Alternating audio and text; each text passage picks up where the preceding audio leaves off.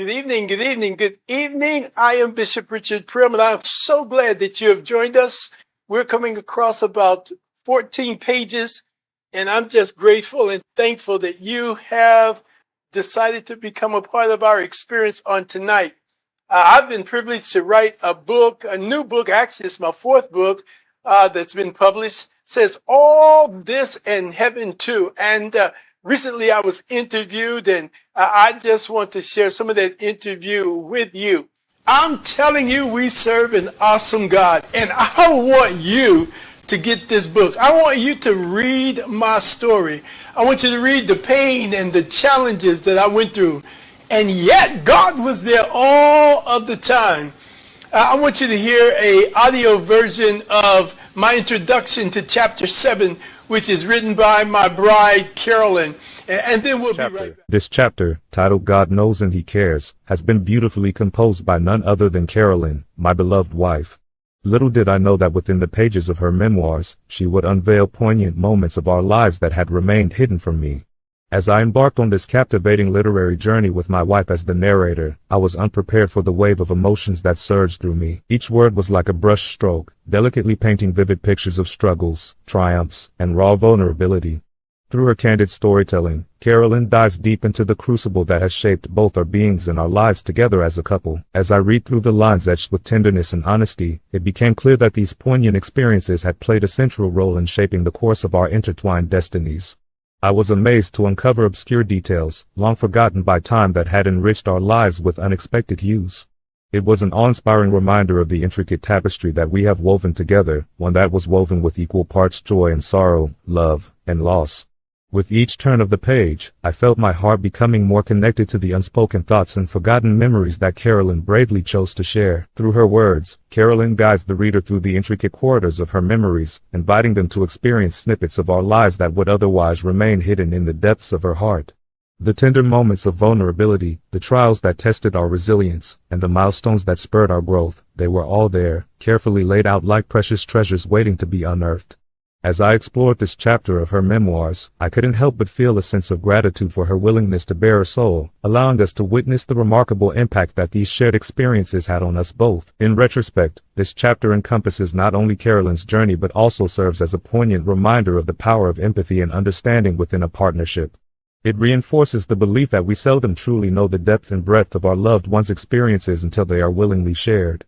As Carolyn's words dance effortlessly across the pages, I find myself reflecting on the interconnected nature of our lives and the beautiful tapestry of experiences that have shaped us into who we are today. It is an invitation to all readers to embrace vulnerability, explore the hidden layers of their own lives, and appreciate the transformative power that shared experiences possess. Isaiah 26:3, He sees. He knows. He cares. We can rest assured. A natural conversation that will allow, the Holy Spirit to bring out what He wants to bring out and give you the opportunity to share what this book means to you. But man, reading the book and thinking about this upcoming interview, and I didn't get to read all of it. I skimmed through pretty quick. But in skimming it and pausing at a couple of different chapters, brother, I just would like to say this is a great, great work. And I'm not just gaslighting you or pumping you up. This piece of work right here is a fabulous work. And I would encourage those who are watching or those who may be listening, when the opportunity comes, the book is not out yet, and I'll let you drop the dates and details. But when this book drops, it's going to bless you.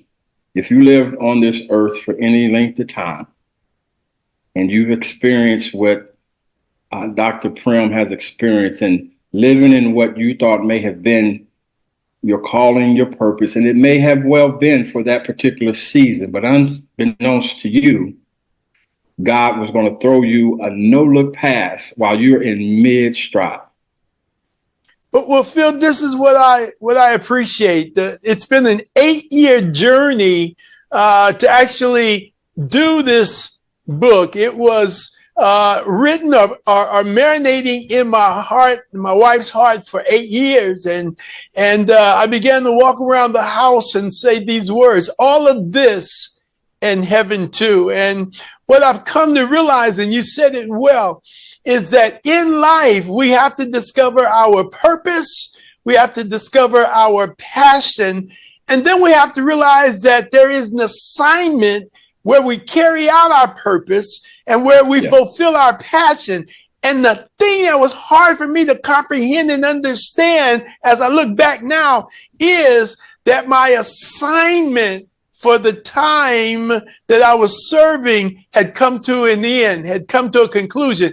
And so I was still trying to work out my assignment, and it was over. It was over. And so what I now know, and I preach about it and teach about it, is that the storm was not sent to break me, it was sent to make me. And I can pivot and run down the road as I get my hallelujah moments and realize how good God is, man. The songwriter said, as I look back over my life and I think things over, I can truly say that I've been blessed and I've got a testimony. And that's what I write about. And you've got, I heard that I've got some good days. I've had some bad days. I've had some hills to climb. And the title, and we're gonna go deep, man, and draw out some things that's gonna bless some people. The title, depending upon where you stand and the angle in which you look from and how the light is shining, it can really be deceiving to some folk. The title, all this and heaven too. When I heard it, I'm thinking about, man, you got your cake, you're eating it too. You got your bed of roses. You're getting breakfast in bed. You got a driver. You've got all of this on the left. That's good. You got all of this on the right. That's good. Until I crack open the pages of the book. Where did the book come from? It came from, the word I like to utilize is just 4 letters. It came from pain. It came from my experience with being in love with people who undoubtedly for a season loved me. And my bride puts it like this. She said, baby, folk will either love you or they will hate you.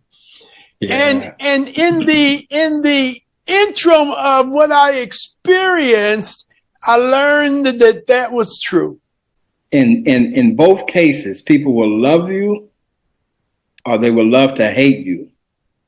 The people that love you, they love to love you up close and personal and from afar.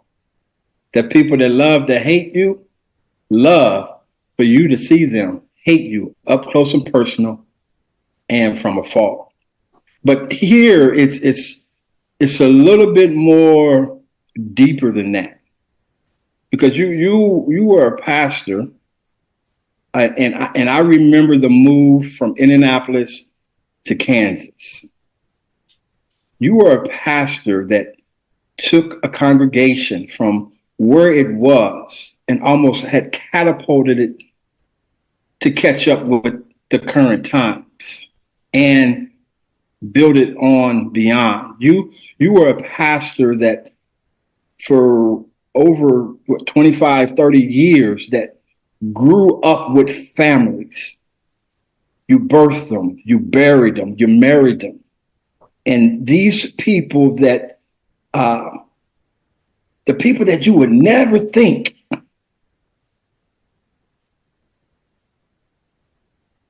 to be the ones that, I'm just going to say it, that when you turn around to pull that knife out your back, it's somebody you knew up close and personal. These are people that you loved. And walk through us through that experience, during that season where you're walking in and it's almost like when Peter looks at Jesus after the third night, and you're looking into their faces, and you know you got to look into their faces. What at that moment, what was life like? How hard was life? What was the pressure of life like at that moment? Well, let me share with you some of the detail. I won't give a lot of everything away because I really want people to read the book. Absolutely. But I had gotten a letter about 4 or 5 days before Christmas. And so that's why this interview taking place 2 days before Christmas speaks to my heart. And the letter said, we want you to resign before the end of the year. The header of the letter was from my elders board. No one signed it. From that prospectus alone, I didn't know whether this was a hoax. I didn't know if somebody was playing some type of trick on me. I was scratching my head trying to figure it out. Matters got worse after that because I did not do what the board wanted me to do. The board wanted me to resign before the end of the year. This would have been in 2014. So December of 2014, I received a letter that says, we no longer want you to be pastor of the church. And it goes from bad to worse. And now let me throw this in there. One of the mothers of the church, who you would kind of think perhaps didn't have all her faculties. She was one of the mothers that at the end of the service would sit in the back of the church waiting for a ride home. Unbeknownst to me, and this is after the fact, after I leave the church, she opens up and she says, Pastor, they would sit back there and talk about how they were going to get rid of you. And she gave me details that I later find in writing because of one of the elders who loved me shared with me some of those details, and they're in the book. Yeah, they're in the book. Yeah, man. I mean, they are there. And literally from that perspective, my eyes are open because, again, I have this love relationship. Yes, we have moments of difficulty. Yes, we have ups, we have downs, like any relationship. But I never knew that I had in my camp someone who was determined to get rid of me. Smile in your face. That song says, smiling faces tell lies. Yeah. My bride writes one of the chapters, chapter 7, and in it, she's so descriptive of one of those individuals because one of those persons that she notices that is one of the thorns in my flesh happens to come down the aisle and hugs me. She says, embraces me so tightly that she felt like, all right, whatever it was, it's over. And now we're moving forward. She writes that so vividly as to the expressions that she could read on her face. And it's almost like, you know, the expressions that she describes that in the book. It's almost like she was ready to step in before that embrace took place.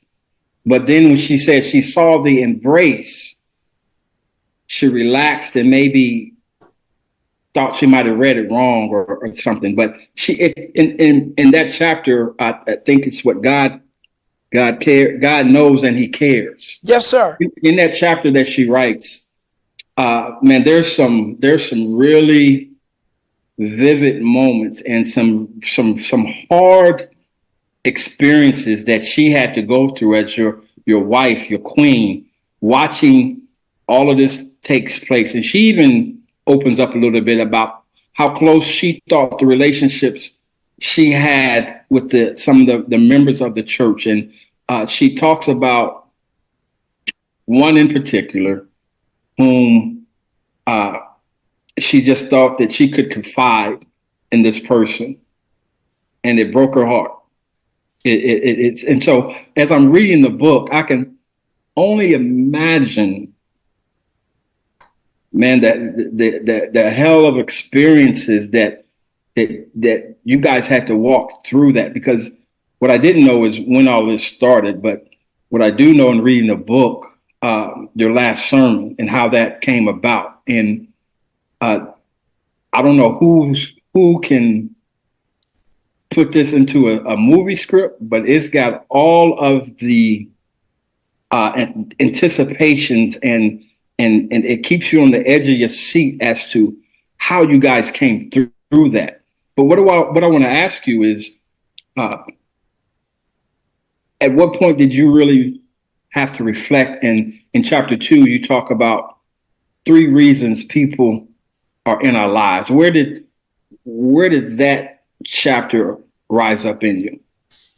I began to think about how important relationships were. I began thinking about the proverb that says that a friend loveth at all times and a brother is born for adversity. I began looking back over my life at those times in life where there were friends that were there for a season, or friends that were there for a reason. And then there were friends that were there eternally. They were there for my good. They were there for my bad. They were there for my ups. They were there for my downs.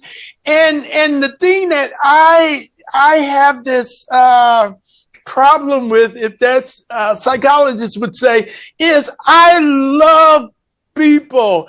I just see all the good and don't believe that there's anybody that's out there to hurt or harm you. My brother, that just ain't true. And Right. so David in the Bible comes to realize that he has friends and he has frenemies. And they're going to have to buy the book, but you give, man, an excellent viewpoint on how to identify the 3 different reasons.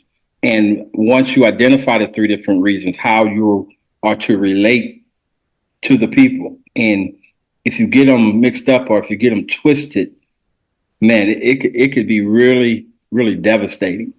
That chapter 4, the diabolical scheme, is, again, man, that if I had to vote on which chapter would be the most valuable chapter, man, I don't know if you could do it with this book, because all of the chapters, man, are detailed and vivid of what God is doing in your life, of how God is orchestrating you for your next chapter, for your next season. And that diabolical chapter, that scene that you just described, and then what takes place with your computer and what takes place with all of your belongings in that, they got to read the book for that. They got to read the book. I'm telling you, man. It was, but as I look back on it, Phil, it was a setup. It had to be. Yes, sir. It had to be, and that's where I'm going with this interview and with the book. The setup of what God had to take you through. Bishop, man, I thank you for stopping by, taking time out your schedule. But I want to thank everybody for watching the We Power podcast. Stay tuned for many, many, many more episodes to come. And we will see you the next time. We're here. My story ain't over. My story ain't over. My story ain't over. My story ain't over. Yeah, my story. My story ain't over. Story ain't over. Come on, say it over your life. My story. My story ain't over. Hey, my story. My story ain't over. Hey, my story. My story ain't over. Story. Say this too shall pass. This too shall pass.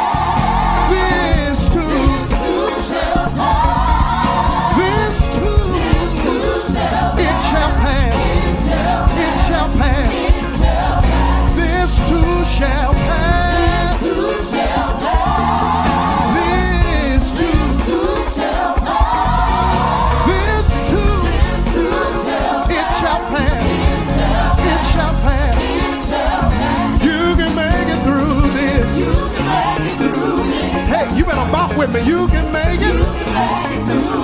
You can make it through this. Make it through. Make it through. Hey, watch this, watch this. You are deciding right now what kind of fragrance you about to have this week. So don't you just stand there looking like bounce, bounce. If you ain't got no rhythm, just. But whatever you do, just. If you're sitting down, tap your foot. Move your finger like my grandma used to do. But come on, now speak this to the person beside you. Say, you can make it through this. You can make it through this. You can make it through this. Make it through. Make it through. This too shall pass. This too shall pass. This too, it shall pass. It shall pass. I know it's a lot, but this too. This too. This too. It shall pass. It shall pass. Hey, touch yourself, say, my story ain't over. Hey, my story. My story ain't over. Story ain't. Story ain't. You can make it through this. You can make it through this. You can make it through this. Make it through. Make it through. You can make it through this. Y'all can be seated. You can sit down. You can make it through this. You can make it. Make it through. Make it through. My story ain't over. This too shall pass. You can make it through this. Make it through. Make it through.